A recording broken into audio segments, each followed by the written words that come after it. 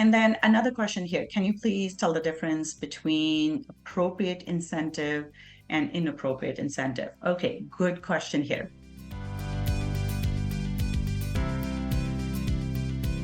Incentives and inducements. So incentive is something that is offered by the brokerage to bring business into the brokerage, right? To get more listings for the brokerage, that type of thing. And then inducement is something that is offered by the brokerage to get someone to sign the deal, right? So this is when they're saying, yes, I will buy the house.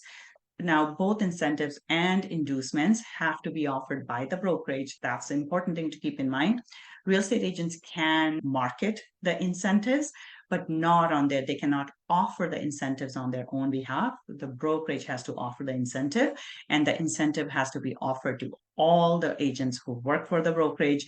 So everybody has to be able to offer it, and it has to be offered to all the clients who fall in that criteria. So anybody who, let's say, lists a property with a certain brokerage within 30 days, 60 days, 90 days will be entered into a draw to win a trip to Hawaii, right? So that's an incentive. So basically, they're trying to get people to sell the property or list the property with them. That's known as incentive. We're trying to bring business in.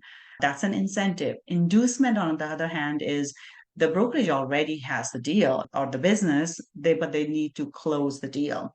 So in this case, inducement would be for example, let's say the dishwasher is not to their liking or the stove is not to their liking, and the buyer doesn't want to sign the deal to buy the property because they don't like the dishwasher. I mean, the dishwasher is $600, right? You don't want to lose a deal over that.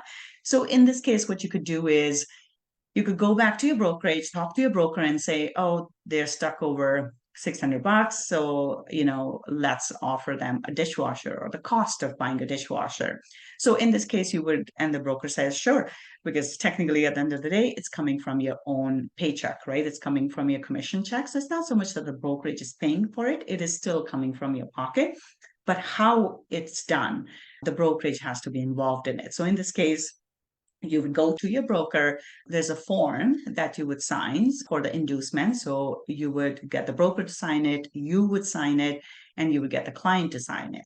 Now, once everybody signed it, you have to give it to the brokerage as part of the paperwork, and you would give a copy to the client. So you would say, okay, we will pay for it. So technically, the brokerage is paying for it, right?